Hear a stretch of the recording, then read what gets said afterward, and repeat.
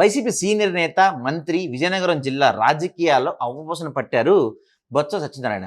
తన పొలిటికల్ కెరియర్లో ఎన్నో ఆటుపోట్లు ఎదుర్కొని తట్టుకొని నిలబడ్డారు. ఈసారి కూడా తన అదృష్టాన్ని పరీక్షించేందుకు ఆయన రెడీ అయిపోయారు. 5వసారి వరుసగా చీపురుపల్లి నుంచి అసెంబ్లీకి పోటీ చేస్తున్నారు. ఆయన 2004 తొలిసారి కాంగ్రెస్ తరపున ఎమ్మెల్యేగా గెలిచారు. వైఎస్ఆర్ క్యాబినెట్లో మంత్రి కూడా అయ్యారు. ఇక 2009లో రెండోసారి విజయం సాధించి మంత్రితో పాటు ఉమ్మడి ఏపీ కాంగ్రెస్ ప్రెసిడెంట్గా కూడా ఆయన పనిచేశారు. రాష్ట్ర విభజన తర్వాత కాంగ్రెస్లోనే ఉంటూ చీపురుపల్లి నుంచి 2014లో పోటీ చేస్తే దాదాపుగా 50,000 ఓట్ల వరకు తెచ్చుకున్నారు బొత్స. ఇక 2019లో వైసీపీ నుంచి పోటీ చేసి మూడోసారి విజయం సాధించారు. జగన్ క్యాబినెట్లో 5 ఏళ్ల పాటు మంత్రిగా ఉన్నారు. ఇప్పుడు 2024లో మరోసారి చీపురుపల్లి నుంచి బొత్స బరిలో దిగుతున్నారు.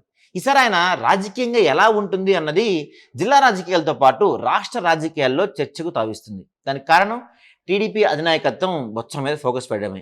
ఈసారి ఎట్టి పరిస్థితుల్లో ఆయన ఓడించి తీరాలని చంద్రబాబు లెవెల్లో ఆయన ఒక పథక రచన జరుగుతుందంట. దాంతో దీటైన అభ్యర్థిగా మాజీ మంత్రులను చంద్రబాబు అక్కడికి పంపాలని అనుకుంటున్నారంట.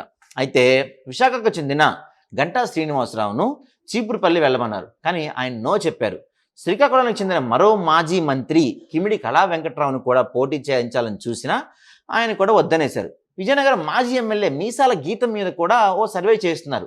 ఇంకా ఏవేవో పేర్లు బాబు మొదలు ఉన్నట్టు తెలుస్తుంది. అయినా టీడీపీ ఇంకా బొత్స మీద అభ్యర్థిను ఖరారు చేయడం లేదు. కానీ బొత్స మాత్రం తనదైన రాజకీయ వ్యూహంతో దూసుకొని పోతున్నారు. ఆయన టీడీపీ నుంచి కీలక నేతలను పార్టీలో చేర్చుకుంటున్నారు. జనాల్లో కలిదిరుగుతున్నారు.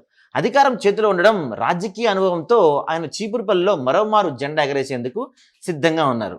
చీపురుపల్లిలో మాజీ మంత్రి కిమిడి మృణాలిని కుమారుడు నాగార్జున ఇన్ఛార్జిగా ఉండి గత 5 ఏళ్లుగా పార్టీ తరపున పోరాడుతున్నారు. 2019లో ఫస్ట్ టైం పోటీ చేసి ఓడిపోయినా 5 ఏళ్లుగా అక్కడే ఉంటూ వస్తున్నారు. దాంతో ఆయన జనాల్లో కొంత సింపతి సాధించారు. ఈసారి టికెట్ ఇస్తే విజయం సాధిస్తాం అంటున్నారు.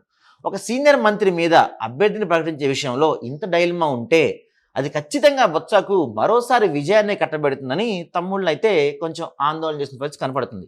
ఏదేమైనా బొత్స సేఫ్ జోన్గానే చీపురుపల్లి మలుచుకుంటున్నారు. దానికి టీడీపీ హైకమాండ్ కూడా కొంత మేలు చేసేలా వ్యవహరిస్తుందనేది ఇప్పుడు హాట్ టాపిక్గా మారుతుంది.